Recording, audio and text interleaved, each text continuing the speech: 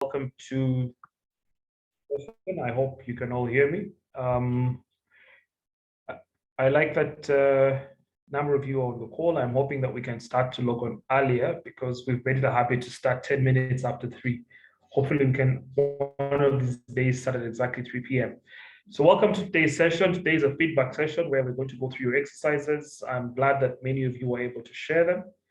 And we would like to give you the feedback during this particular session for whatever questions you may have.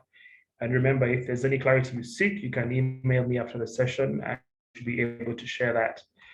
After the feedback session, I'd like to ask Mo will give us an update on the platform and also answer any questions that you may have about the IR platform that was shared on Friday, and let us know what the experience is like. But before we start, let's do a quick icebreaker, and this is going to be in our way to the last lesson. So I'm going to ask you a question. What was the standout topic in lesson 2 for you, and why? So simple. Please give me an answer in 10 seconds. What was the standout topic for you in the last session, and why? You remember the last session was on understanding customers, and we did, I think there were 4 subsections, if I'm not wrong. So just a minute, yes. So please let me know. There were 5 subsections. So let me know which was your best and why. So, and I'll start with today. You hope you have better internet, and you can tell us what was your standout section and why from lesson 2. Yes, good afternoon, Mr. David and the team. Good afternoon. So Nabo's standout topic was about customer segmentation. All along, I've been having customers, but I never minded segmenting them so that I can be specific on which customers I can serve. So that topic was very interesting to me, and I really enjoyed it. And I think it helped me to identify customers to deal with directly.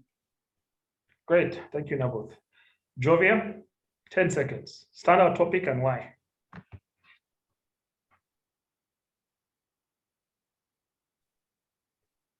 Jovia Tisache, are you there?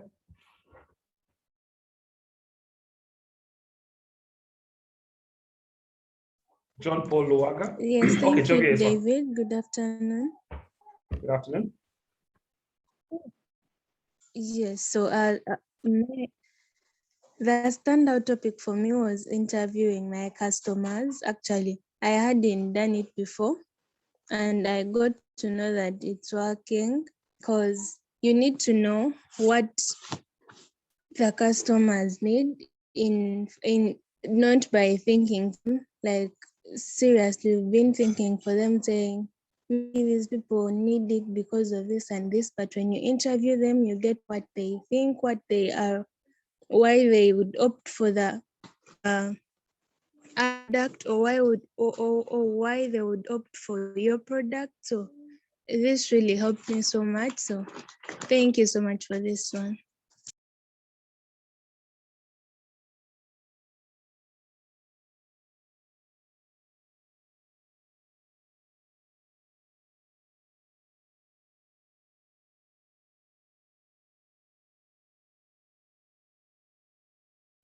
Sorry, I muted myself by mistake. John Paul Luaga, please let us know your standout section and why.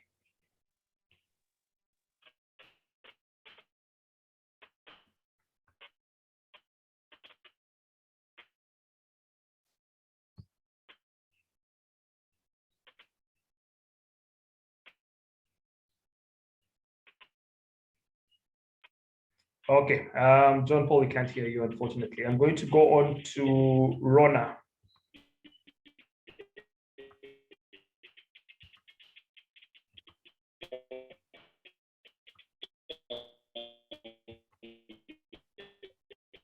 John Paul, we really can't hear you at all. Sorry about that.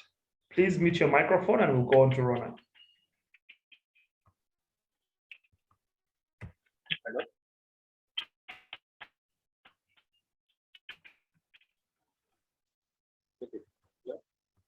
John Paul, please, we can't hear what you're saying. Please mute your microphone. Yes, we can hear you now.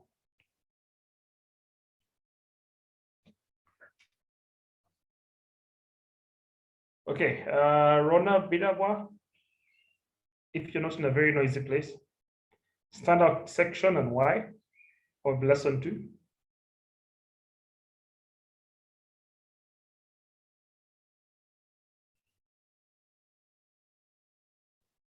Rona, are you there? Keith Asime, sorry, Keith Asime. Oh, thank you, David. The last topic 2, lesson 2, what blew me away was the Beachhead Market. It's more practical in real life, that you concentrate on where you can achieve more. So let's say in my project, I saw I needed to concentrate on people who mind about their health, who want like organic pork products that are not inorganic, that the pork that is well grown, and these are people who are like in the middle income class, and I thought it can give me a mileage if I try to understand more of the Beachhead Market, territory marking and everything. Thank you very much, Keith. Okay, next, Ruth Mugisha, 10 seconds. Standout section and why. Okay, thank you. My standout section is Rich Market, because Rich Market, Okay. Beachhead Market, Beachhead Market, where you identify market with the highest potential, which enables you to sell more of your product. Thank you. Okay. Alex Moruleg.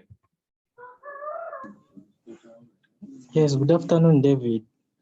And good afternoon, everyone.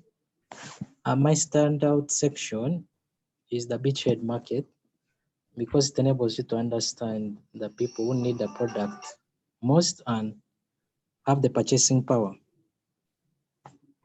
Okay. Thank you. Great. Next. Immaculate Adong.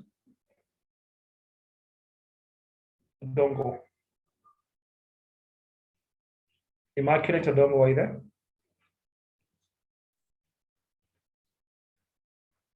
If not, Frida Atea. Yes, you can type here, Immaculate. What was your standout session and why? In the meantime, Atea, Frida, please go on and unmute yourself and let us know what was your standout section and why.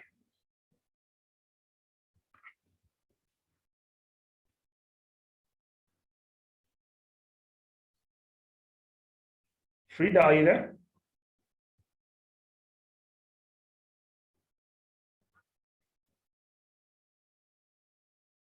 Okay, great. If Frida is not there, we're going to go straight into the feedback session today. What we'll be doing is sharing your screen and sharing your Excel spreadsheet with us, and then we can give you feedback based on what you shared, what your responses were to the spreadsheet that was put out there. Is anyone able to share? Because I have some of your spreadsheets, so I can just share them on this side as well. That's an option. So maybe I should just do that. I'll share my screen and then I'll share each one of them, and then you walk us through quickly. And then we should be able to respond to that. Okay, great. This is Alex Moruleng. So quickly tell us about your segment and why you chose this segment.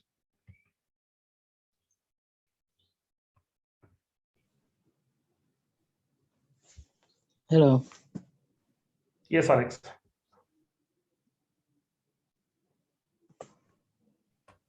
But I sent the Excel sheet, but I'm seeing maybe it got corrupted a bit. Now some things are not appearing properly. maybe let me download it off because I'm opening it off Google Sheets. So I will download it and then maybe that will work Okay. better. Okay. But also you sent two, so I'm not sure which one it is that is the primary one. The second one, there's one which has lesson 2. Is the second one. Okay, just a minute.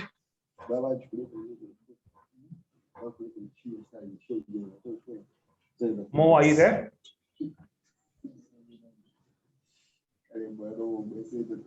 Yes, I'm here. Great. Is this the one? Let me check it. Yeah. Great. So just tell us quickly about your market segmentation. My market segmentation, like I divided them into those categories of the educated, then uneducated, I have the rural farmers, youth, adults, Christians, then the butcheries, hotels, and restaurants. Then I have the local market and the foreign market. Under demographic. Then psychographic, behavioral, I didn't get anything on it. Then geographically, I was looking at mainly Eastern Uganda and the local and the foreign market. Okay. Just quickly remind me, Alex, what is your product again? It's goats rearing. Goat rearing. Okay, before I give you feedback on this. Now, the thing about the reason why you do segmentation is be able to sort of, there's places where it's been identified as a bullseye. Okay, have you seen the game called Darts? Darts, yeah. In the middle of that board, there's a bullseye in the middle. Where exactly you're going to target? The way covers the diff. So you can imagine a dartboard where all those around those lines identify the demographic, the geographic, the psychographic, and they all meet at the bullseye, because you need to be able to specifically identify the key customer you're targeting. Now, the reason why the Beachhead Market also helps you do this is in a way can identify your bullseye. But if you're very broad with your segmentation, you will struggle sometimes to identify or plan how you roll your product out into the market or how you communicate it, or even explaining the problem, right? Because let's just go back quickly. What was the problem your business was solving, Alex? The problem was the poor breeds. Poor breeds. And your solution? The solution is to introduce crossbreeding or introducing other improved breeds which are a bit resistant to both diseases and which can easily adapt. Okay. My customer is Akiro Josephine. Yeah, she's a restaurant owner in Katakwi Town. Yeah. And would you please? I want to actually first go back to, okay, we'll come to this eventually, your customer persona. I like this. My challenge is that right at the start, you're very broad, and this is for everyone else to take this. You're very broad because you say you're targeting the local market and the foreign market, right? When you do your segmentation as well, it is in a way relating to the customers who have this problem, right?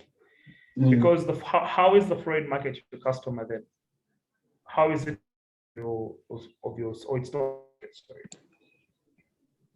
Okay, like in my Beachhead Market, like the way I've ranked it, and I'm trying to look at maybe being future oriented and where I can easily do exports. Okay. Yeah, but it ranks down in my Beachhead Market. Maybe I'm not understanding your solution very well. So you're doing crossbreeding of goats to increase yield, to sell, or to increase farmer products? Both to sell in the first place. Actually the problems were like 3. Okay.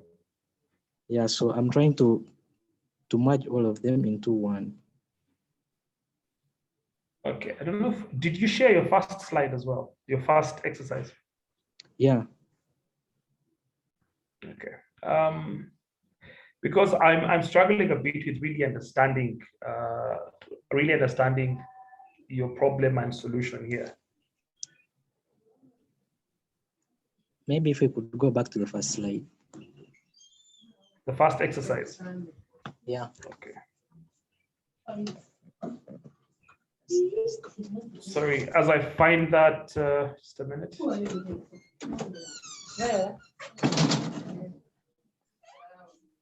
I don't have your first exercise, Alex, unfortunately. But okay, let me maybe try resending it on. Yes, I have it. I found it. It's fine. I found it. Just a minute.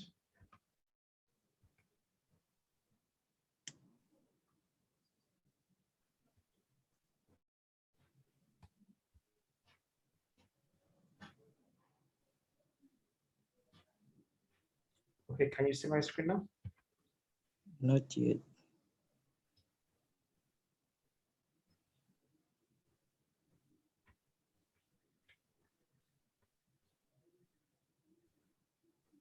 Okay.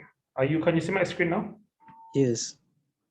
Okay, good. So in this case, you see, the need that you're trying to solve is the problem. So problem of pure breeds in goats in Eastern Uganda. Okay. So it's important to identify who faces this problem. Okay. Yes. Because this problem is not, I mean, good motivation here, but then the problem is that so how does Akiror face the problem of pure breeds? Is it that her meat yields are low? What is the problem that your customer faces? Because the problem is the customer's problem, not your personal problem. Yes. Okay. Like for her, she sometimes she has maybe to get the whole animal, which is of little weight, and yet it's expensive at the same time. Okay. So is this an express problem? Is it an unexpressed problem? Not. Pardon? It's unexpressed. It's unexpressed. So you're assuming that Akiror as a business owner is okay, let's just take a step back. Is Akiror's problem the fact that goat's meat is expensive? What's her problem exactly? Okay, like her problem is the expensiveness. Please Hello? go on. Yes, please go on. Yeah, the expensive bit of it. Then also I think major, that's one. Because here's the point. Okay, so you see, one of the things you're doing is you're making your potential market size smaller and smaller and smaller, and it's important to do that, yes, from a beachhead perspective. But then you want to be able to scale. So the idea of the beachhead approach is it helps you identify a small place where you can get validation and market share very quickly, and then begin to take on more and more ground. Okay, because if this problem is only in Katwaki district, maybe it's not in Kampala district, maybe it's not in Soroti, because what you're saying is that the size of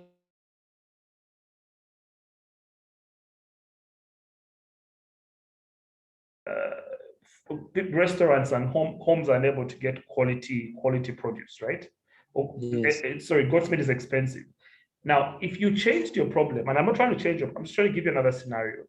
If your problem then becomes that goat farmers are not able to produce high yields because of poor breeds, and what you're coming up with is a solution to help enable crossbreeding to increase yields and also off-taking from the farmers, right? You've then changed your problem and solution, because your problem now is at the farmer level, they are going to potentially pay you because of the crossbreeding service, and then you off-take and you sell to the market, okay? Yes.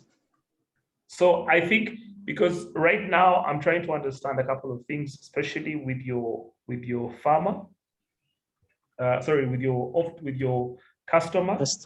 And I don't seem to understand where your customer comes in here, because it does not really align. I don't, for what's her name, for Akiror, she can buy goat's meat from anywhere else if she wants to. And I'll go back here just again. Let me just share this again.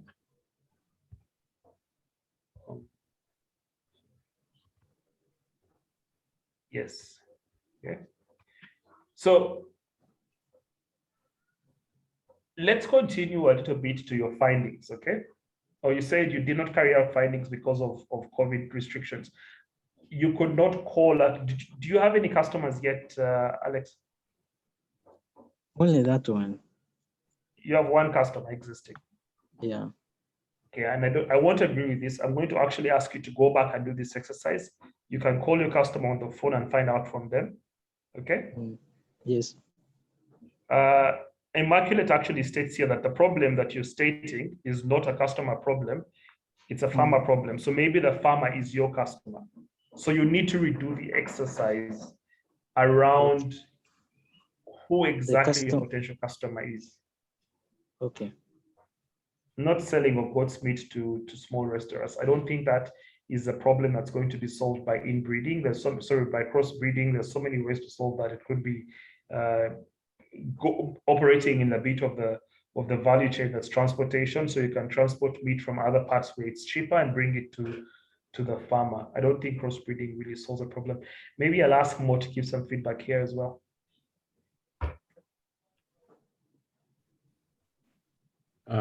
Yeah, David, I don't have any feedback to give now. So if you're focusing on the problem of improved breeds, like has been said, the customer will be of the farmer, and then how are you gonna? So yeah, it's good to focus on the issue and not the solution now. So forget about what solution you're going to give. Just look for the problem. Yeah. So just like David mentioned, your segmentation has to be very specific. So there are 4 things that you need to consider in each segment. How small enough your segment should be. They should have a similar need. They should buy a similar product. They have a similar sales cycle, and word of mouth can easily spread within this segment. So just take that as guidance. So for example, if your customers are rural farmers, then your segments are educated farmers, uneducated, youth. I think that's specific enough. Maybe you should just have some quantify the what do you mean by youth, educated, etc. Because I think these 4 conditions apply to your segments here, and then you have to zero down again. Let's say if you want to choose youth farmers who have goats, do they have any distinct segments within the youth segment? And then you just keep drilling down until you find a very specific subset of people that you can reach using the same product and the same marketing cycle. And you know, it's not a one. Sorry, just one. Like, it's not a one process. It's iteration. So you have to go back, confirm your assumptions every time, and then come back making new assumptions, etc. So it's a cycle. Thank you. Thank you very much, Mo. And I think for me, I actually would like Alex for you to redo this exercise. I think right now, you see, if you don't get your segment right, if you don't not right per se, if you don't not able to clearly identify what segment you're targeting, then many of the other elements of the exercise are not going to be able to align. Okay. Because after you do the segment, you must speak to them. So if you're speaking to the wrong customer, then you won't really be able to validate their needs. Okay. That's to verify their needs. And if you can't do that, you won't have the right beachhead market. So the first thing I want you to do is to go back and redefine your problem. I'm happy to do a small session with you at some point. Redefine your problem, the value chain that you're working on, and all those exercises you've done them. And when we have that in place, it's easy for us to work on the segmentation. Okay. Okay. So for now, that's you should resend your lesson to information through exercise. Okay, David. Thank you. Thank you. John Paul, are you there? This is John Paul exercise 2. I also like, and this is very important, I like that Immaculate is sharing feedback. it should be okay for you guys as peers to share feedback with each other, because this is how best we learn. So Immaculate is saying that his problem is not a customer problem, it's a farmer problem. Well, the farmer is also your customer. So the farmer is actually a segment. Okay, so in doing segmentation, you define them as individuals who live in this particular place who practice goat farming, right? So farmer actually is an element of segmentation. Okay, and this could be it's demographic. I think it's actually more behavioral. You're a farmer. Okay, and then you can look at the constant supply of goat's meat. Yes, this is now my challenge with this, because I'm seeing your comment, Immaculate. He can look at inconsistent supply of goat's meat in the market. This does not mean go and do, crossbreeding of goats, because there are other ways to solve this problem. I think one of the things that you probably did look at was how one of the things you do when you're verifying needs is how are customers currently solving that problem that you've identified. And what you'll find is that either it is by buying meat from other districts or other towns. And this means that the competition may be too strong for you to adequately build a business around that problem. Because if they have other ways to get meat, that's not the solution. However, if the problem is farmer production yields are low and yet there's demand for goat's meat, then it makes sense for you to go with the angle of fine, let's go for crossbreeding and support that by off-taking of farmer produce. So it's like forming a small farmer cooperative to be able to support them and then sell the meat. So when you're doing your revenue modeling, you're looking at, I'll make money off the cost of crossbreeding, for example. I'll make money off the off-taking, or I'll use the free access to crossbreeding as a way for me to acquire this supply chain to sell to my different customer. Now, that then changes who his customer is, because if he's trying to solve the problem of, low productivity on the supply side, then his customer then becomes the off-takers. So this could be large abattoirs or meat companies or something like that. So he needs to understand their problem. I'd just like to quickly give you another example. If you remember when Sandra was doing her presentation, during the first bit of the presentation, Sandra spoke about how she had identified a challenge with the farmers. So a challenge, no, she tried to go into beekeeping because she wanted to make money. And then she failed, and then she decided to go and focus on it and learn how to do it.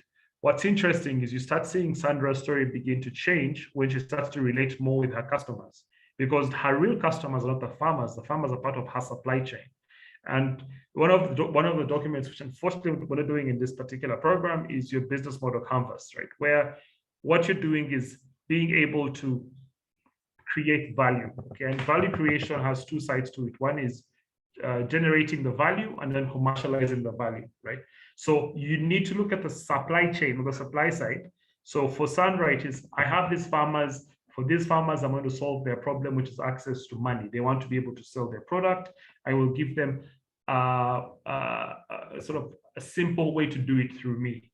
Now, for her real customers, the people whose problem she's solving on the customer side, who pay her to solve that problem, are the mothers who want healthy honey, are the supermarkets that want quality honey, right? So unless you can identify your customer problem very well, it is hard for you to start generating revenue effectively. Great. John Paul, are you there?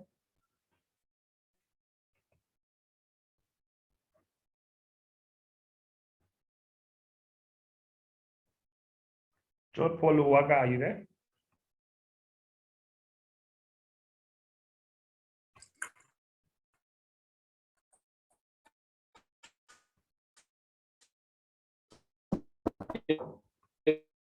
Hello, David. Yes, John Paul, we can hear Yes, you. I'm there, David. Yes, John Paul, please walk us through. You can hear me now? Yes, we can hear you now. Please walk us through your segmentation, your specific market segment. Hello,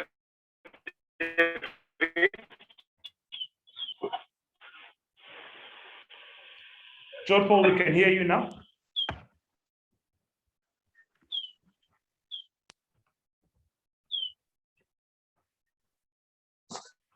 David? Yes, John Paul, let's try one more time. We can hear you. Please walk us through your. You can hear me? Yes. Can you hear me now, David? Yes, we can hear you, John Paul. Apologies, I'm using my phone for the Zoom meeting. So I have those. Okay.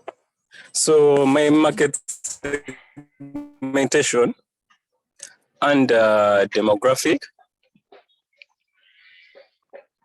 David, we can hear you. Yes, under market segmentation. Yes, demographic, I picked the middle class as under income. Geographic, I chose the urban centers because I focus on urban farming, which is my commodity, and this urban farming is viable for people in urban centers. Then psychographic, I chose people with gardening interests because they're likely to purchase my product. Then under values, people are concerned about the environment. People want to protect the environment because urban farming usually utilize waste products that are being dumped off in places that will affect the environment. And people who have environmental protection value will always love the urban farming because they utilize those waste products. Then under behavior, I chose people who use internet a lot. People use internet a lot, are familiar with urban farming. They've probably seen it on the internet. They've been on Pinterest. They've seen planters being shared on platforms, for example, Pinterest. So they are more likely to purchase my product, which is urban farming. Great.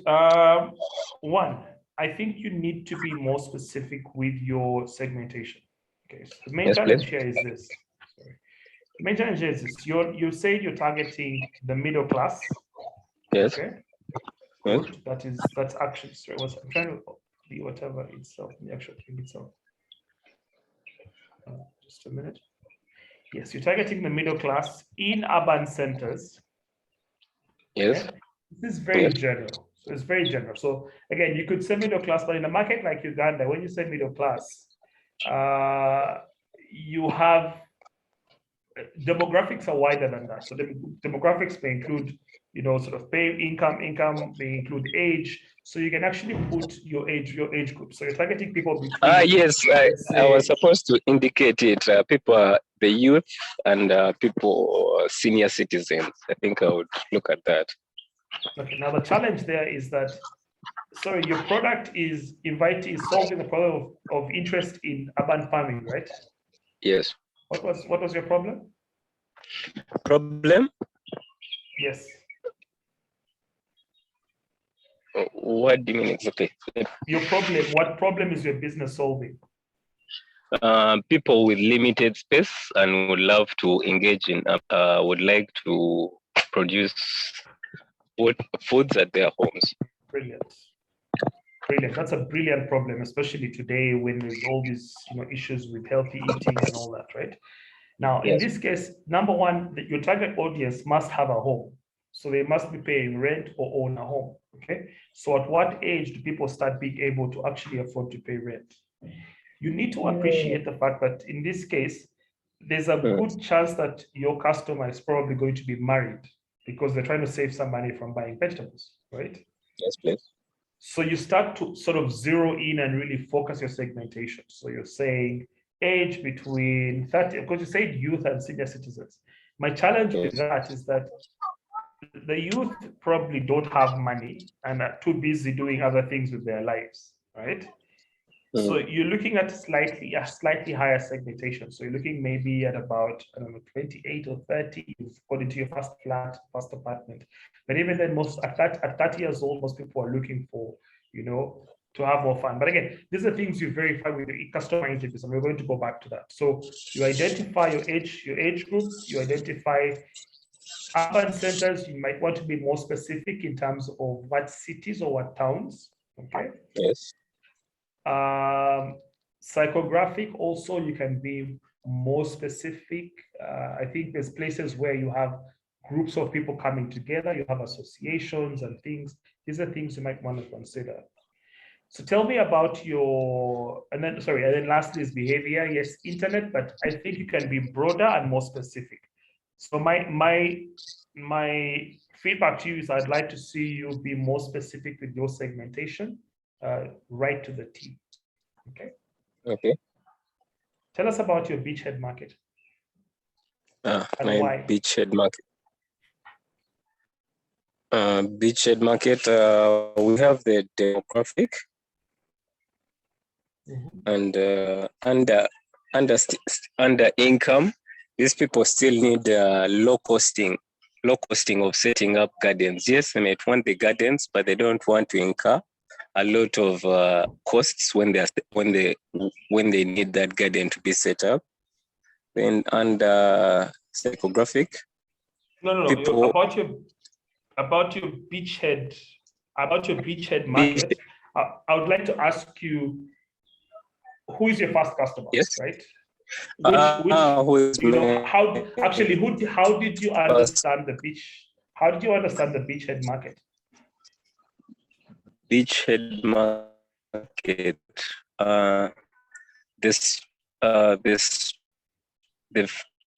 The market that you should attack first in your strategy. Okay. That will give you dominance. Yes. Okay. So what does that look like for you? I want you to assume that the nodes don't exist. I want you to explain this to me in the easiest way possible. You said your place is in Ntinda Chigoa. Yes, who are the first customers you target? How would you define them? My first customers will be my neighbor.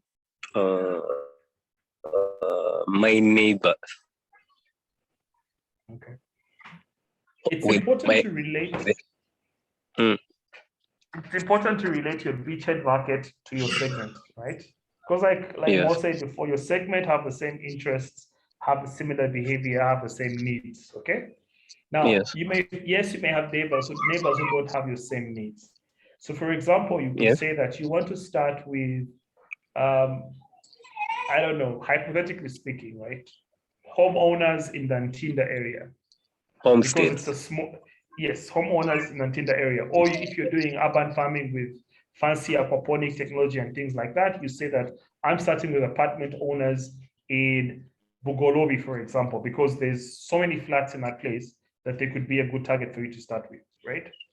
Because that's the market that you use to help you validate your hypothesis, the things you're thinking, and be able to attack that market fast, take control of it, and then be able to scale after that. Yes. So I'd like you to get back to us with your beachhead market. Who exactly is your initial target market? Yes. Okay. I have to state it right now or later on?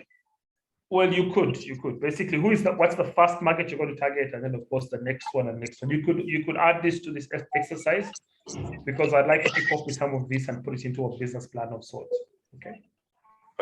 Okay. I would think homesteads and groups, village groups, for example, youth that have come up together and they want to learn something about urban farming, all want to purchase products that they can resell.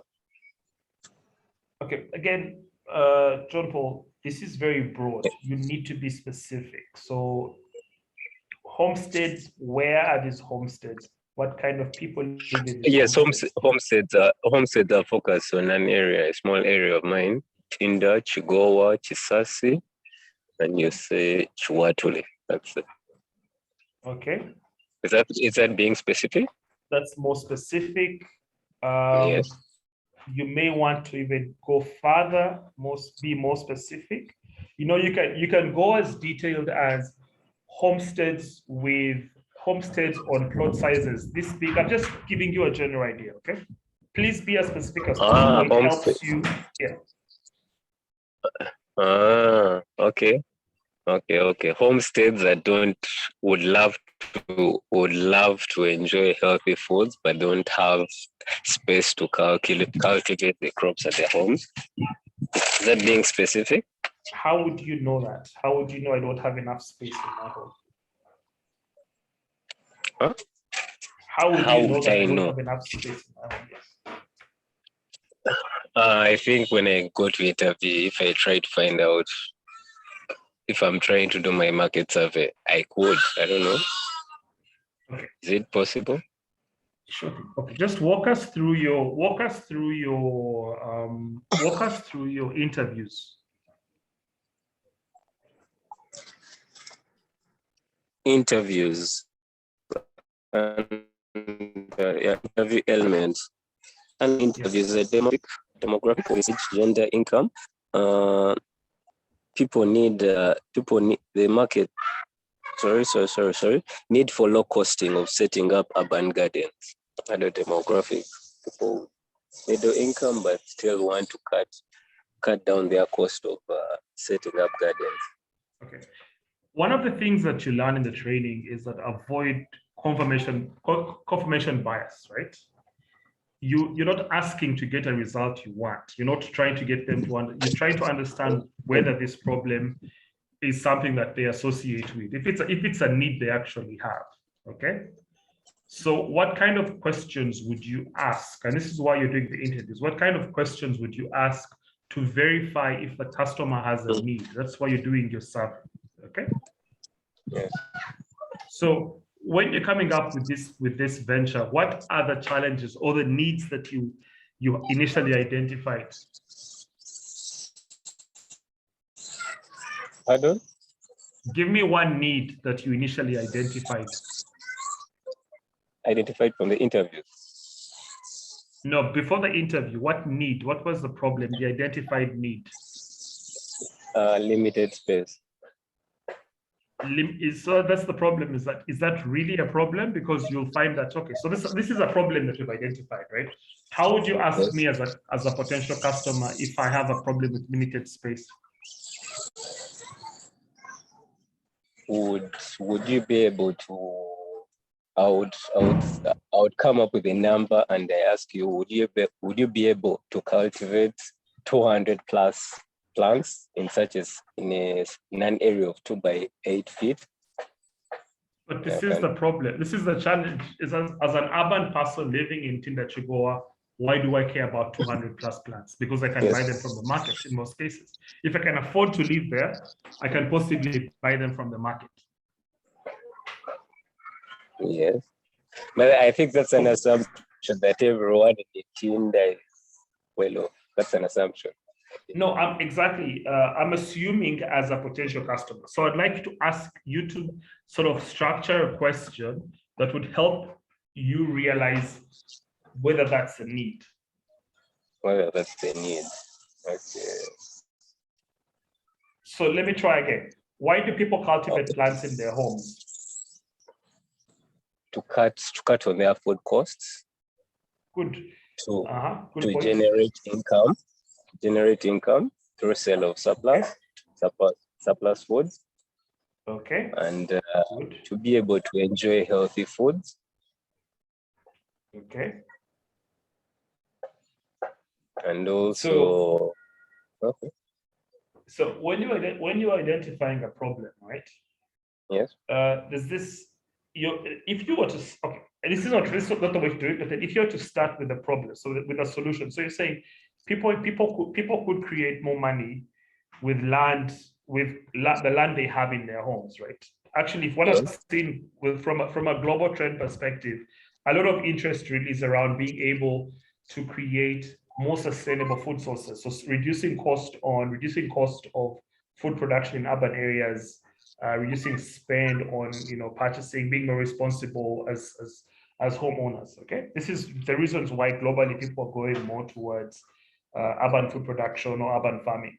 Okay, so the questions start to change. The question is that for example, hypothetically, how much do you currently spend on vegetables? Okay. So I spend 300,000 shillings every month. Okay. And then you ask, I don't know, would you be, sorry, I need some help here as well. How much do you spend on vegetables? Have you ever considered alternatives to farming, alternatives to buying vegetables? Would you be interested in actually, farming? Just asking such questions that help you verify whether this person. Can I try one? Can I try one? Do I Yes, think it's the confirmation of bias? There's a confirmation bias. In case someone is into healthy foods, and I ask them, can you be able to spend over 8,000 Ugandan shillings per kg of organic tomatoes? What is the desired end from this question? Yes, please. What are you trying to achieve from that question?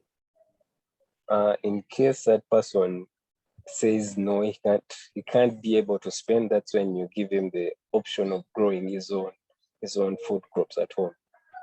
Okay. At the same time, you need to appreciate the market that you're in. Does the market understand the value of organic? I think you need to work on the questions a bit in terms of the questions should be verifying the needs you've identified. Okay, but in this case, John Paul, I think you need to also think about your needs a little bit more. Is the need people being able to make money? And I think you need to verify, just think about those needs, be able to try to make them broader, have a few more conversations with your potential audiences, understand what their challenges are and see if they may be interested. I think that way you're able to also properly define your end user profile more specifically. I'd like to ask more if you'd like to provide any more feedback on this, and then yeah, I agree, David. I think, John Paul, you're focusing on the solution. Forget about the solution. Focus on the problem. Yes. Since you're focusing on the solution, that's why you're pushing, like David said, you have a what do you call it, David? I don't remember. Predefined idea or something like that. Yeah, that one. You have predefined questions about, so you're trying to lead the customer into answering to your you're trying to ask leading questions, leading them to say that, yes, we want an organic farm. Yes, we want to have an urban farm in our house. Yes, yes. No, start with the problem. What is the biggest need that you're trying to solve? Is it access to organic food? Is it access to cheap vegetables? Is it, once you identify a problem clearly, then all the other things can become much easier for you. For example, if it's organic, that's the main problem. So why did you choose organic? Is it because there's a real unmet need in the market? Does it match your resources? Okay, let's say these two are yes. Okay, then you choose organic. Then your segments are going to be very clear because you're going to target people who care about organic food. And then you can see, are these mothers, are these students, what are the age, different people who, the people who care about organic food, maybe there's a huge market. So in this market, there are different groups. You can group them already. And when you go ask your questions, forget about the solution. Because once you're in the market, maybe you're going to discover a different solution. Like what Sandra found out. She was producing honey, and then she started producing different kind of honey. So you get your customers to tell a story. You ask them, what do they do now? Like David told you, how much, for example, you pay for vegetables, if it's the price. Then you ask them, how much would you like to pay? Is it too expensive for you? What is your ideal number to pay for vegetables? Then you ask, what is keeping you from that, achieving that? So basically, how did they do things now? How they wish they did things? And then what is keeping them from that goal? And then maybe the customer will tell you, oh, I could grow my own vegetable, but I don't have space, for example. Or I could do this, or I could buy from the next market, but I don't have transport. Or So then maybe you can discover it's not space, maybe it's transport. Maybe you can just have a moving truck with vegetables in it where you come and sell to the customer. Maybe it's something else, we don't know. But you have to start with identifying a problem very, very, very specifically. Does that make sense, John Paul? Yes, it makes sense. Can I ask you a question, John Paul? What was your understanding of Beachhead Market? Beachhead Market? Don't give me the definition. I want you to explain it to me like I have never heard about business in my life. Beachhead Market. Explain it to me like as if you explain it to your little brother or sister. The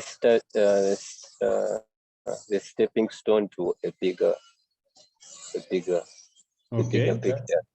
Okay, to a bigger market. Yeah, you said my young brother was the picture, bigger picture. A bigger picture, okay. All market. Yes? That's a very good definition. Thank you very much. Okay. Great. Thanks, John Paul. Well, while more likes your definition, I think it is still quite ambiguous. I think it would be nice for you to be more specific and say something like, yes, starting point, but just, I don't know how to be more specific in terms of this is the market or the people you sell the product to first, you know. Anyway, great. I will go to the next one. I should actually add, the market you sell to first because they are the ones who need the product most, if I say that. Great. Ruth Mugisha, are you there?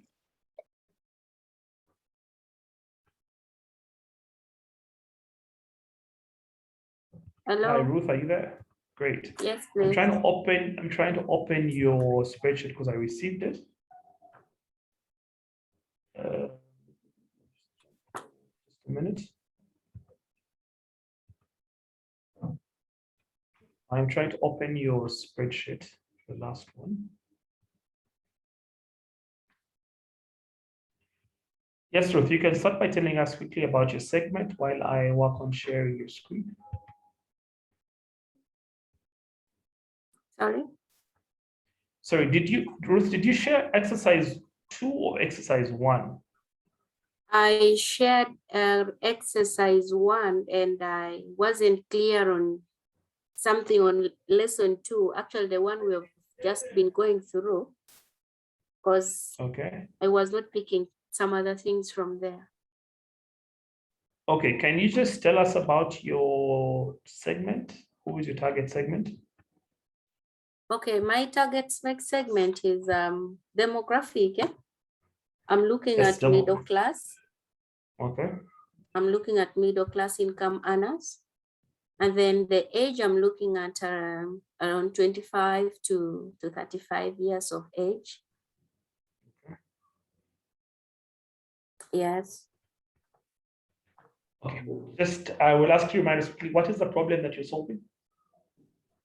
Okay, the problem I'm solving is okay. The statement is most customers need well-dressed, clean chicken. I remember this, yes. Yes. Okay. And of course, the solution is you're going to provide them well-dressed chicken. Yes. Okay, and who are these customers you said? Yes, please, you can now explain your segmentation. Sorry? You can now go ahead and explain your segmentation. Okay, now under geographic, I'm looking at urban center, that is Lira City in northern Uganda. Yes. Go on. Demographic. I'm not even, there's somewhere I wrote it. Okay, let me try to make this simpler for you. You see, sometimes the way you should think about this is simplify some of these, for example, exercises, right? So let me ask these questions and then we will just note them down. So where is your customer located? They're located in urban centers, Lira City. Specifically, Lira City. Is there a Yes, specific yes. part of the city or it's Lira City as a whole? It's Lira City. Within the town, there is a supermarket. Okay. How many are these customers you're targeting? Okay. I can't tell, but there are more than 50. 50. Yes, 50. Okay. Don't you think that's a bit small for a business? Yeah, it's a bit small for a business, but for the start, it's not. Okay, perfect. I like that answer. How old are these people? They're between age of 25 to 35. These are working classes that are very Okay. busy. Okay, don't you think 35 years old is a bit too young? Yeah, Because in Uganda, 35 years old, you're just really starting out life.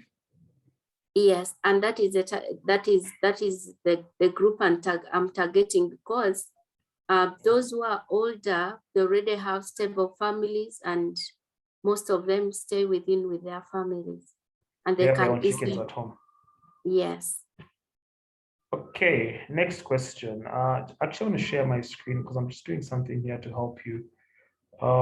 This is demographic, just so we can work on this together as we see it.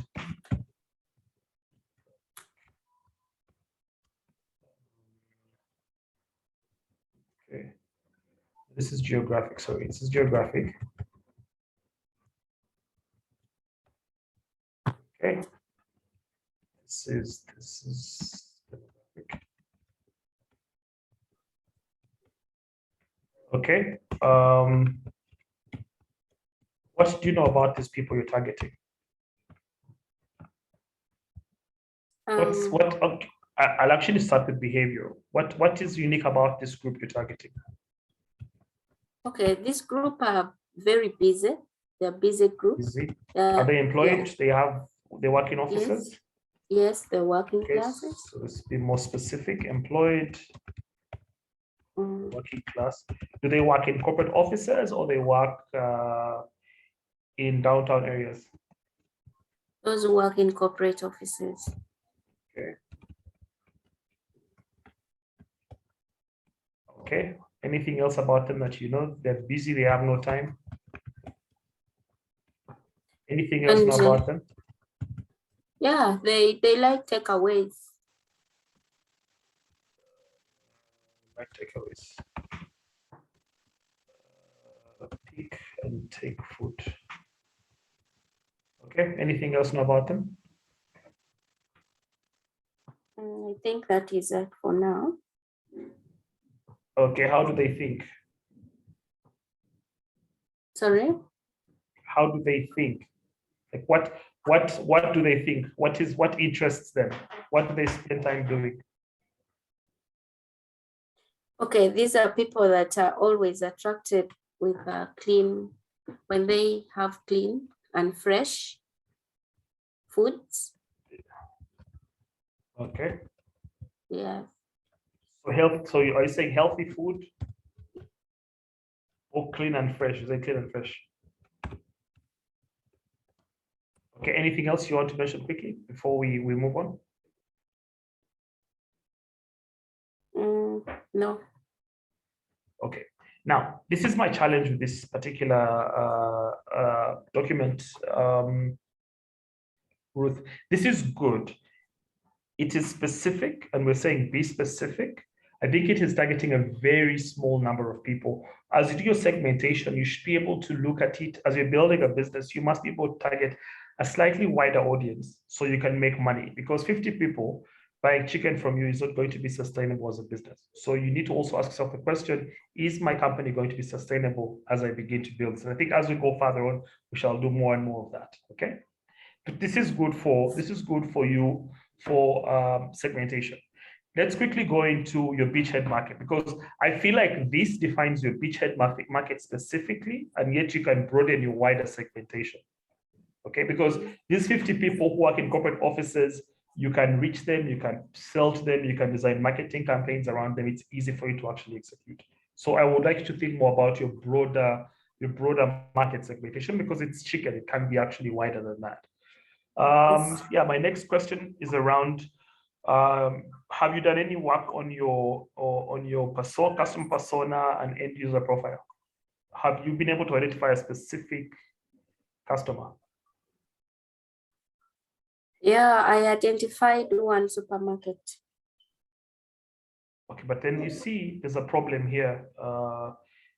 Right now, what you've defined as your segmentation specifically is not really who you're selling to, because you see, you're selling to supermarkets. Your distribution channel, of course, is through supermarkets. So it's hard for you to specifically say, yeah, that's my customer. Well, you reach some supermarkets. That's, how do I explain this? It doesn't help you really know about your customer very well. Are you selling to any of these 50 people you're targeting? Yes. Okay. Sorry, I need to go back a little bit. Let's just quickly define how you did your needs verification or your interviewing. Okay. Are there any particular questions that you asked the customers to understand if they really had this need, the need for dressed chicken? Sorry? Did you have any conversations with your customers to verify the need you identified? Yes. Okay, what kind of questions did you ask? Okay, one question I asked them was, how often they buy chicken? Okay, and what's the answer to that? And they say, so others said it two times a week. Okay. Yes, and I asked them how they would wish it to be done. Okay, and what's the answer to that? Sorry? What was the answer to that question? Okay, others were like, they were okay with it that way, and others say that they don't have enough time and they don't have anyone at home to help them. To help them to dress the chicken? Yes, please. More, handing over to you. I think just quickly, you could ask, you can just have a conversation with them. Ask them, if they say 2 times, you ask them, what do they make with the chicken? I can tell you, we make a stew or whatever, or grilled chicken. And then you can ask them, how long does it take them to make the food?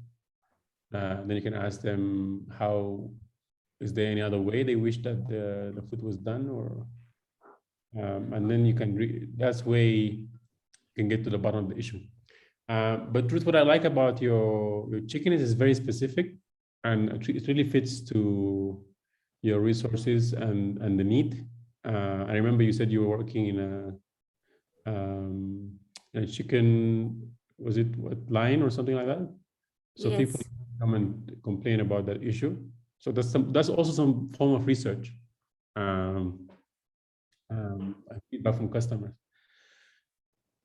So you have the experience, you have the knowledge, you have the interest. It's also this is a need in the market. So both these are good. And I like that. So your segmentation, like David said, it's very specific, and that's actually can be a beachhead market. You identify the first 50 customers, which is very, very good. But like David said, your segments should be a bit bigger than that.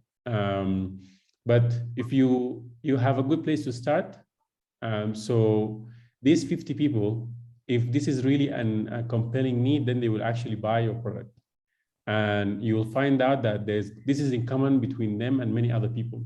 So this can be, for example, corporate people who are 35 years old, but that need can be also shared with other segments of the market, maybe working mothers, maybe retired people who don't have help, maybe old people, maybe. So many segments will be sharing the same issue. So if you solve that issue very well, then you can solve it very well for other customers. So other people will buy the product. So that's the idea. Yeah, I had another thought, but I forgot it. But I really like how specific your product is. I think you need to do some experimentation.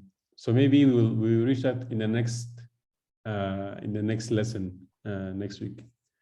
Thank you. Great. Some of the things I actually want to say are really part of next week's session. But then again, good work, Ruth. Rona, I think I have your. Yes, this is a very good point. John Paul is sharing as well, and this is about things like halal. So because if you're not doing halal preparation of the chicken or don't have a halal certificate, that will limit your market substantially. All right. Next, I don't know. Are you able to speak, Rona? Because I do have your. I think I do have your spreadsheet. I just want to be sure if you're able to share.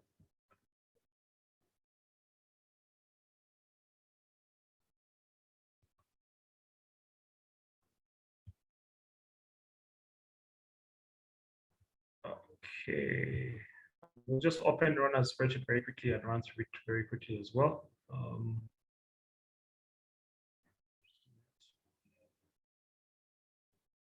Okay, Frida, I've seen yours as well.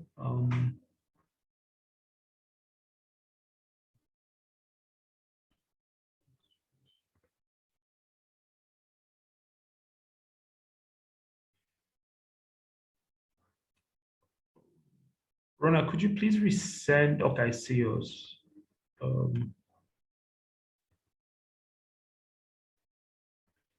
Sorry. Yeah, Rona, please resend your spreadsheets. Just send them to my email address so I can share your screen. In the meantime, we'll ask Naboth to walk us through this because I received Naboth as well.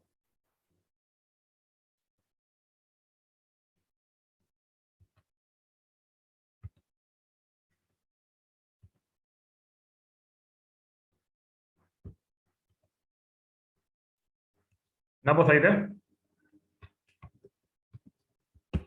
Yes, I'm there, David.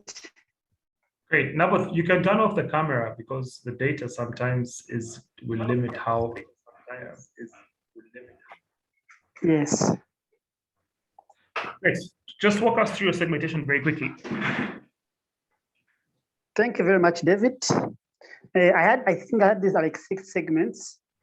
I had the school canteens, and specifically, I'm targeting secondary schools and university students, also university canteens. Then I have institutions canteens. That is, I'm targeting, let's say, government hospitals, clinics, government institutions like local governments.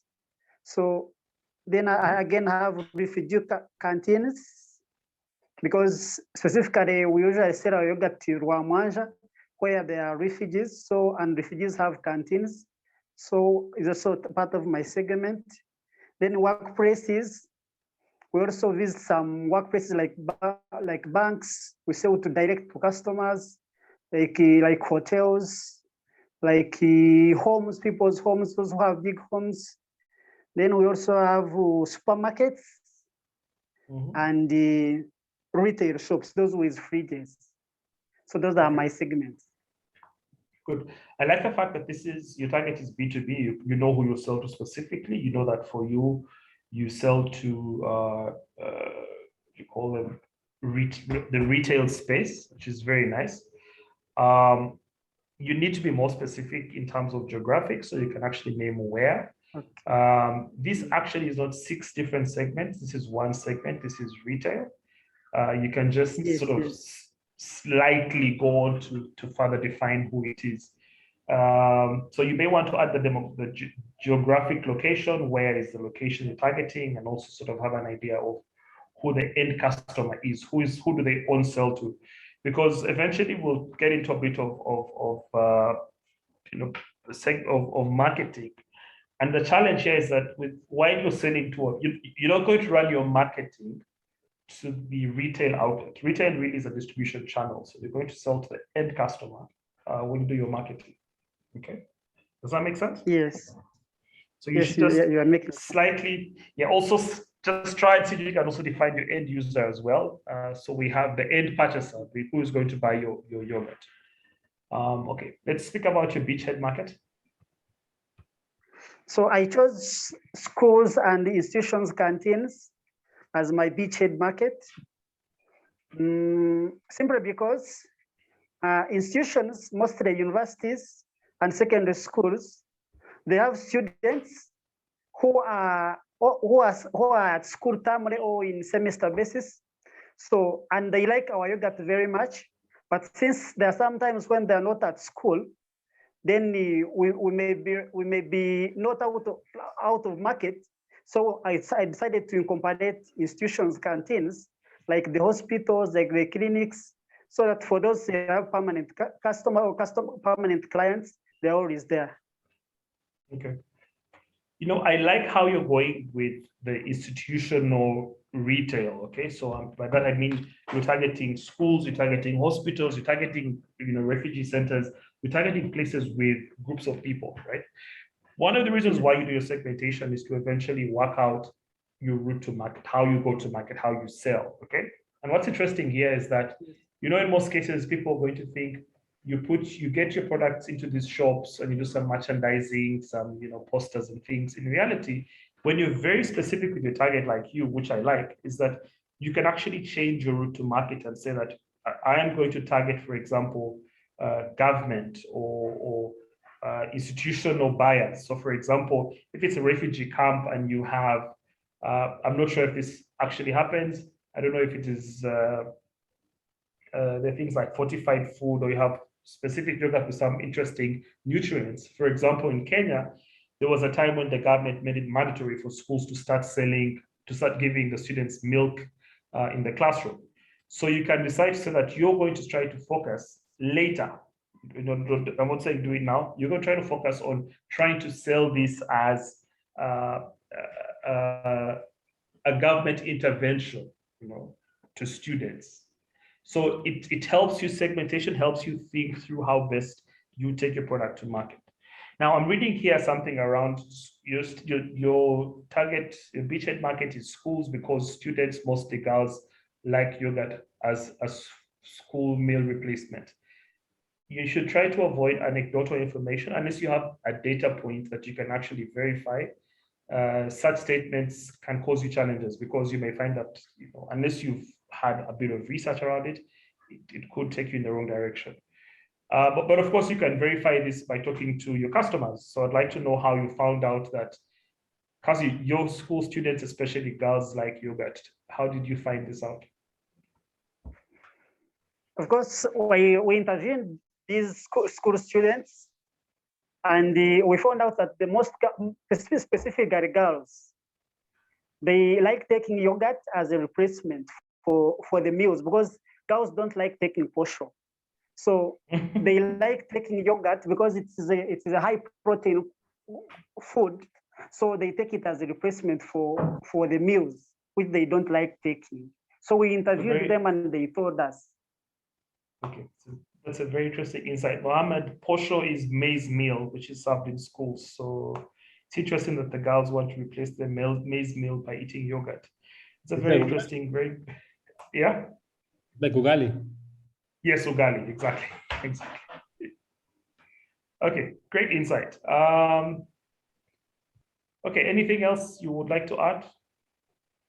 Maybe according to how you explained to me, I was not very specific, because even I have the names of the schools where we sell, I have the names of the barracks, I have the names of the refugee camps where we sell, I have the names of the universities where we sell our yogurt, but maybe I was not specific in my write-ups here.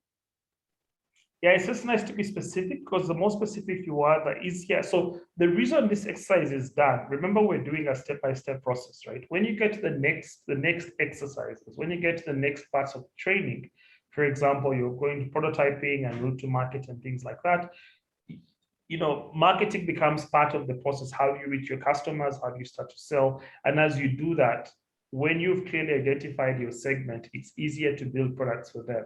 So if you've clearly identified that, for example, hypothetical scenario here, that we sell mainly to schools and mainly girls because they use our yogurt as a food replacement, then when you're doing your marketing, your messaging is different.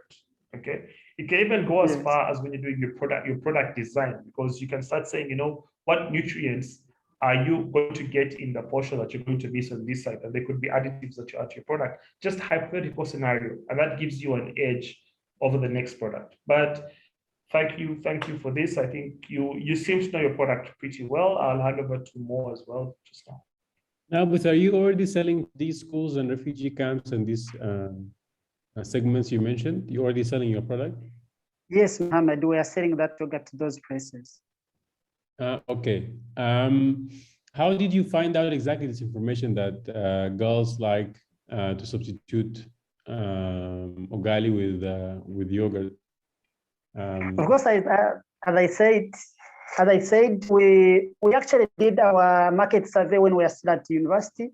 So we had to interview these students, and because we are the same university and we are with them, we used to see the girls, the section of girls were the ones who usually bought our products. So we tried to ask them, why are they not boys? So they told us. So we interviewed them. Okay, that's really good insight, and it's also good to be very specific. But you mentioned unsweetened yogurt specifically, and in my mind, that's something you can venture to. But it said in the in your insights that they like unsweetened yogurt. Just I want you to be careful of confirmation bias, like David mentioned earlier. It's that you already have a solution in your head and you try to lead the customer into answering those questions, you know, just for you to confirm something in your head. Yes. So yeah, that's the thing I want to. So did you talk about your Beachhead Market? Yes. Which one of these segments is your Beachhead Market? Specifically, secondary schools and university, secondary schools, canteens and university canteens. That is your bigger market now? Yes, because actually we are also incorporated their institutions canteens, like the hospitals and the clinics, because as I said in the first, the secondary schools and the universities are periodic. Sometimes you find they're not at the campus or not at the school. So we comparated the institutions, like the hospitals, because the clients are permanent. Okay. No, that's really good. Thank you for sharing. Just keep in mind what David told you. Thank you.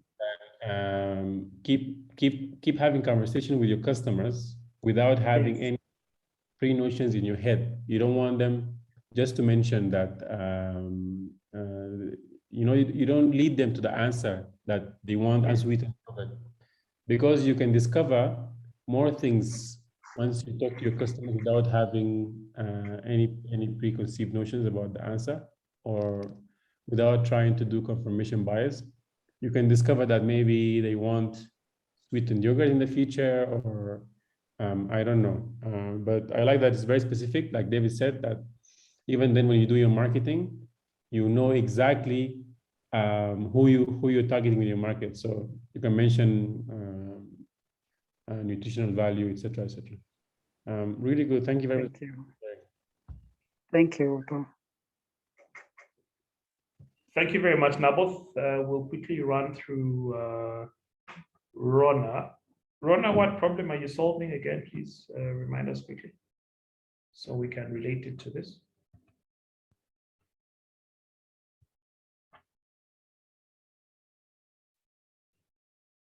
Rona, are you there?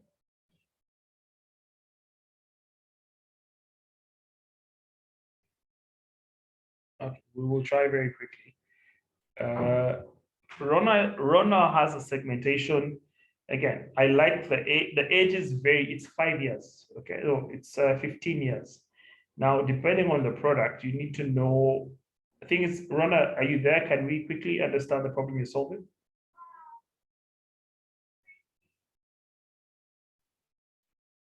Okay, as she shares that, I think we'll just move on to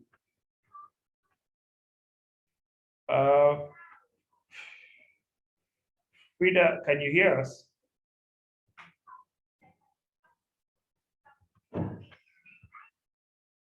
Frida, are you there? Because I have Frida's, okay.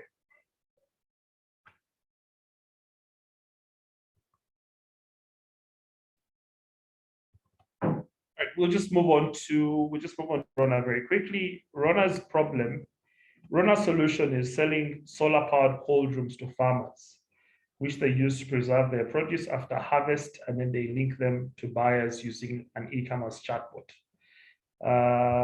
Very interesting technology business. So in this case, you have the farmers between 30 and 45. For me, I feel like this is a very, while yes, farmers at 30 do have some money, I think with such technology, it's a more interesting bit to see if you can either work backwards or work through farmer groups, because farmer groups can be able to afford this. So it may change a little bit what your demographics look like, and being able to attach a few younger farmers. This is more sort of within your beachhead market. The geographic bit is you need rural areas. Again, is a very broad statement. You want to be more specific in which rural parts these people are. You want to be more specific. Is it particular districts, particular, specifically? Psychographic, people who are tired of manipulation. I don't think that is a psychographic element that you're going to be able to really define. I think you want to, speak more around farmers who are looking to take more control of their final price. I think that's more specific. Manipulation is a very difficult psychographic element to explain. And then lastly, behavior, adoptive, adaptive, again, very ambiguous statement. I think it's best for you to, what behavior do these farmers have? They try to sell directly. They currently are trying to sell directly. Are they part of unions? Are they part of circles? That kind of thing. This is what you want to be focused on. Next is, sorry, 1 second, I have a small distraction. Yeah.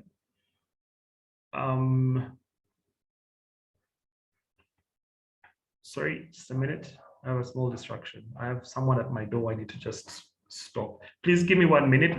There's someone at my door. I need to just stop that. 1 minute, please.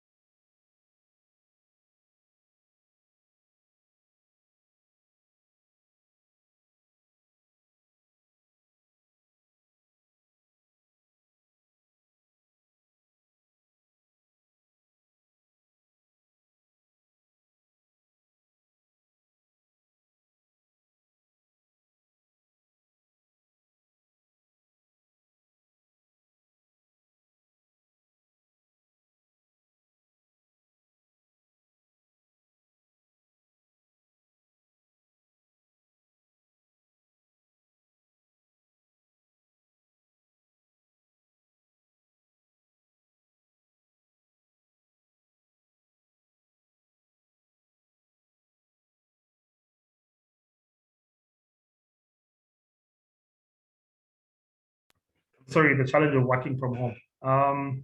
Yeah, I hope you're all still there. I am continuing. with regards to Beachhead Market, rural areas, because most are farmers, again, this is not really your Beachhead Market. Your Beachhead Market is going to be farmers in a particular area.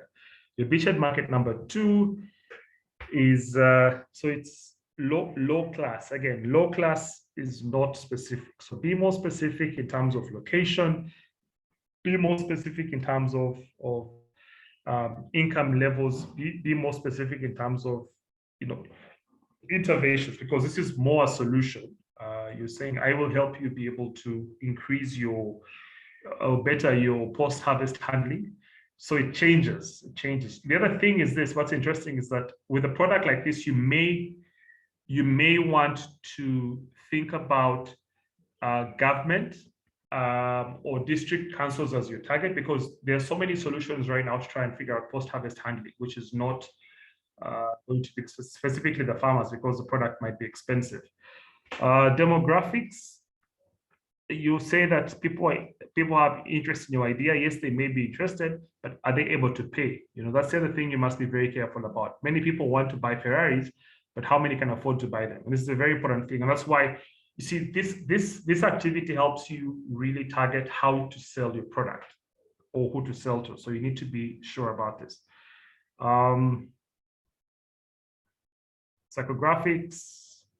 Again, it would be nice to know, Rona, what kind of questions are you asking these farmers? Because if you're asking a farmer, would you like a way to save your product for longer? Would you like a way to, if you say, would you like a solar dryer to help you store your food, your produce longer after harvesting? Again, I fear that the way these answers are coming out here is like, I seem to feel a lot of confirmation bias. It's like you're asking very specific questions, right? I think your bigger problem here actually, Rona, is away from the solution, because many customers want the solution, but can they afford the solution? I think that's sort of where you want to be sort of working more with this. I also noticed that you're targeting a woman farmer. I think there's a lot more. It would be nice to have a conversation here with how you asked, what questions you asked, but overall, I think, again, good exercise. I think there needs to be a bit more work in how the interview is detailed. Or I like the findings, but just to understand this a little bit more, how you ask these questions, and also there's eventually going to be a bit more need around a bit more explanation around your solution, because what we seem to see is the technology. You've built good technology, yes, but how does the market access it? Can they afford it? So questions you want to ask yourself going forward. Good. Mohammed, you have anything you want to say to Rona? Nothing to add. Thank you, David. Okay. Frida, I noticed that you had shared your list last. Frida, are you there? Yeah, hello. Yes, Frida, please walk us through your exercise quickly, and just a minute, let me open it. It's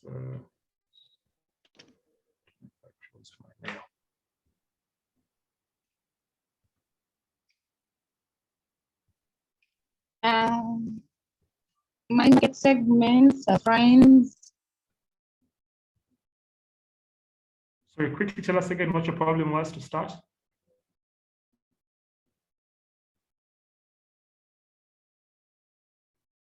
Frida, I don't see any information in your exercise sheet. My friend, I always use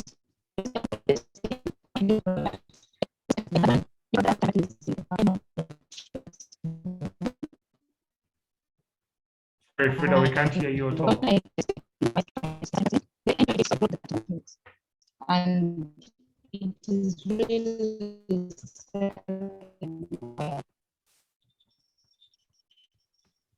Sorry, Frida, I can't hear you at all.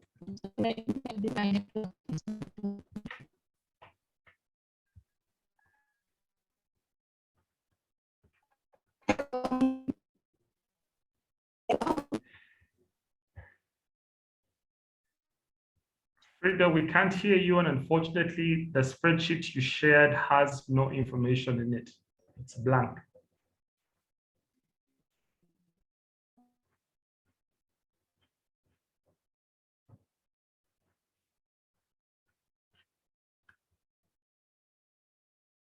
Hello, Frida.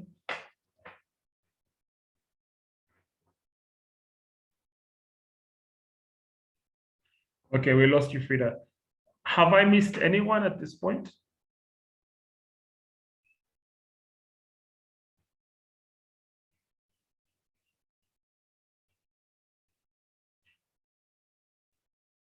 Have we missed anyone at this point? Would you like to raise your hand and we can let you quickly share your screen and we can start? Frida, we can't hear you, unfortunately, and the spreadsheet you shared has no information. Please complete the exercise because that is very important for this whole process. All right, then I will, I guess, hand over to Mohammed to speak about the platform and any updates if there's any. Thank you, David, and thank you, colleagues, for sharing your exercises. Very insightful. So, from many of you have signed up to the IA platform. Maybe I can share my screen to give you a reminder. So you go visit the platform, and this is what you see. I hope you can see my screen. Once you're in the platform, you go to groups, because we're a group, and then you will see our training. And then you click, and then you see the main page. You can see all the activities here. You can see the lesson 3 is already here. If you want to go to a specific page where lesson 3 is, you go to topics, because that's our topic for this week. And then voila, you are here. We are going to put some exercises. So as soon as you done reading the slides, you can answer immediately. And then on Friday, or is it next Monday? Yeah, on Friday, we can talk about it after the mentorship session. If you have any questions, you go here to the chat, as you can see. You ask your questions here. I can see everyone can see the questions. I will also include some guidelines on feedback, and you're welcome to give feedback on each other's exercises. And this way you can reach us better. If you have questions, you can just put it there. Whoever's available will be able to help you. So that's the idea. So yeah, if you finished your exercises for last week, feel free to start reading lesson 3. It's very linked to what you did this week. So if you haven't done exercises or you're struggling with anything, keep going back at it. It's back and forth process. Ask us questions in the chat. Yeah, and we're here to help. This is it with regards to the IA platform. David, is it okay? Can we do like 5 minutes? No, 15 minutes. Yeah. Do we have time? Yes, I have time. I just want to ask a few questions to help me improve the slides. Can someone explain to me the process of segmentation? What does it mean? Don't use business terms, please. You can use your own language in whatever terms. You can write in the chat, whatever you're comfortable with. Don't use the words on the slide.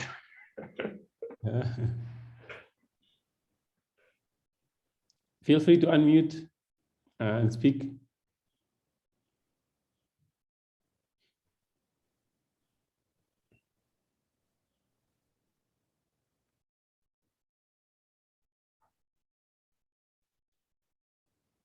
The question, Jean-Paul, is, can someone explain to me the process of segmentation, market segmentation? What does it mean to you?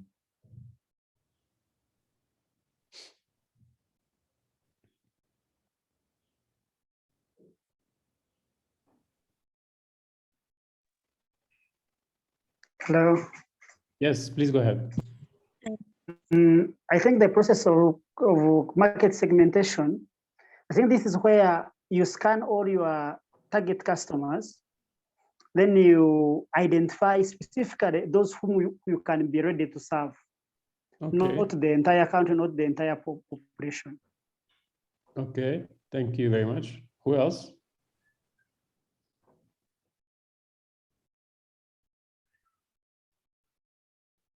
That's it. Naboth is the only one who understands the process of segmentation.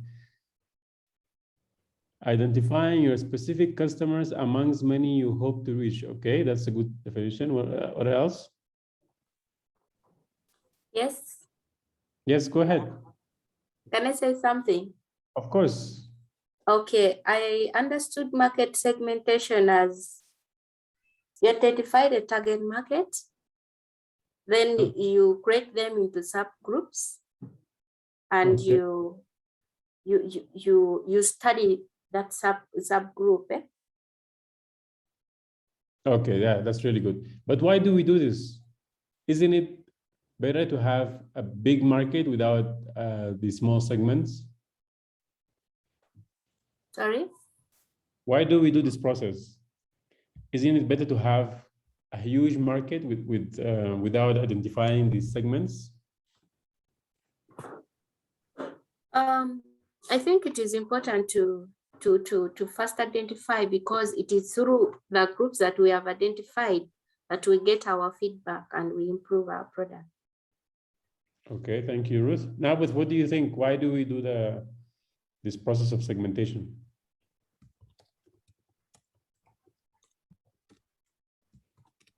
May I think for better management of the customers, because you need to serve them better, you need to know their needs, you need to provide to know their frustrations. So if the population or the target is very big, then you want to be able to know the exact thing that your clients need and to be able to serve them better.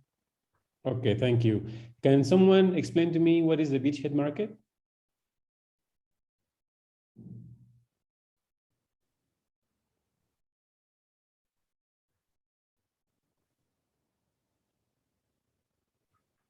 Many of you said this is your favorite topic in this lesson.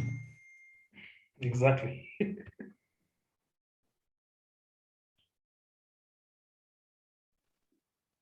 Yes, hello, Mohammed.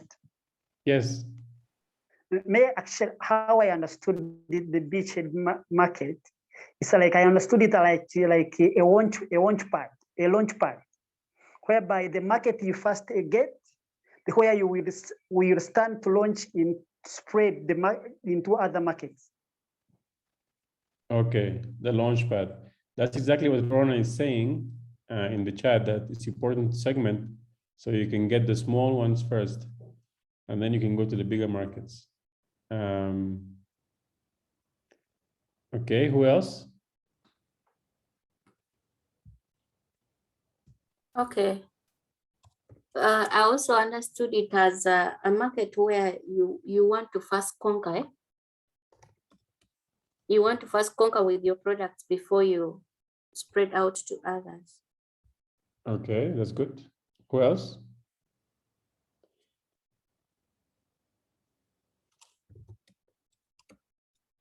I'm taking notes, huh? You're not just speaking for no reason. This is very important. Yeah, Rona, you want to speak?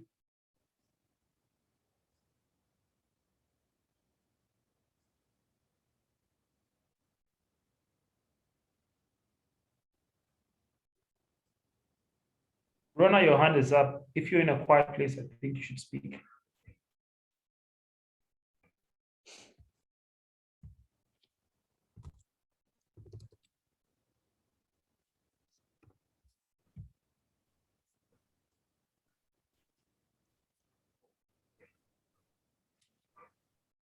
Nothing else to add? Can also someone... Rona made a few points in the chat. Maybe you could take a look at them. Yeah. I did read Ron's comments. It's in line with what Nawaz said. Nawaz said it's a launch pad that you can use to reach other markets. And Rona said segmentation is important because you win the small ones first, then you can win the bigger markets. And then you learn how to manage them. You also learn what works, what doesn't work, I think, when you start this process. I think we lost Rona.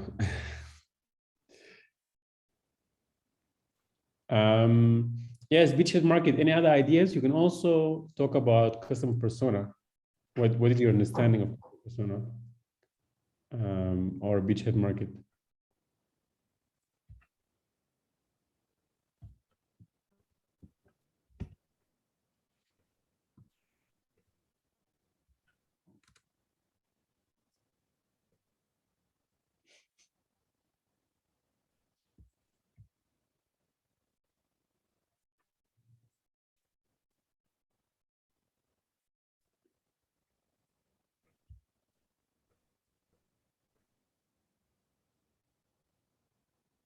That's it. Nobody wants to add anything else?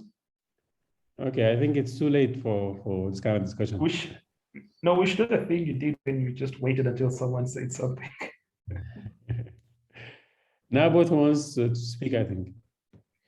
Yes, actually, the way how I understood the customer persona, I understood it as a person maybe who helps you to buy your product, and again helps you in marketing and sharing the goodness in your product with others.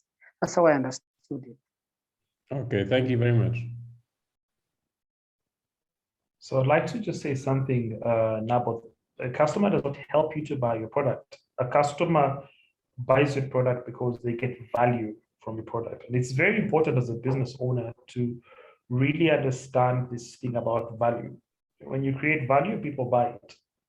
No one is helping you. So the more value you create for the customer, the more they buy from you. Thank you.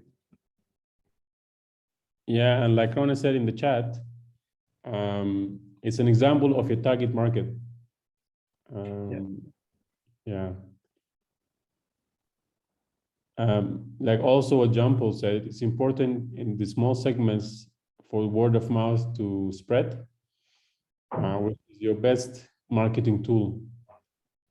So that's what separates these segments from each other. It's like small circles where they share information among each other.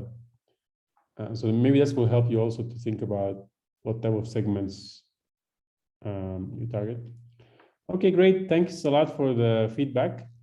And I'm looking forward to next week's work on prototyping. David, if maybe you can we chat afterwards after the session is over? Yes, yes. All right, great. Thank you very much. Next week again, sorry, on Friday, we have a great mentor that is lined up for this session this week. We shall be sharing the mentor profile as well, but it will be a good conversation around what you're doing today around prototyping, how to form your first version of the product, how to collect feedback from customers. This is what we'll be looking for in the mentor conversation. So I'm looking forward to that myself. And yeah, have a good evening. And please remember to download. Do you have a problem downloading the exercises from the platform? If anyone has a challenge, then we shall email them to you, but we'd like you to download the exercise from the IR platform because we are hoping we can move the entire training onto that in the next few months. So please download the exercise and have a good afternoon.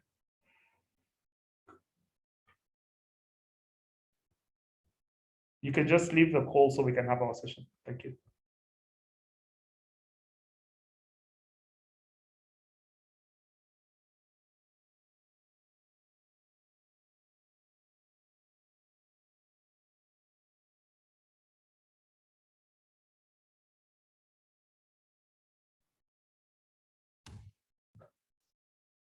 Hi, Amungu.